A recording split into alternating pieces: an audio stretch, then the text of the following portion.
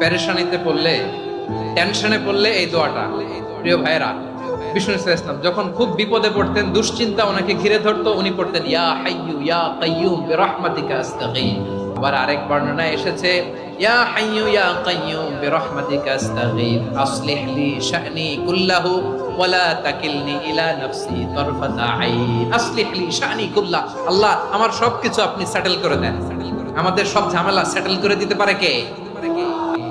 দুই নম্বরে বিশ্বনবী মারাত্মক বিপদে পড়লে আরেকটা দোয়া পড়তেন, আল্লাহুম্মা ইন্নী আবদুক। আগে দোয়াটা পড়ি, শুনেন।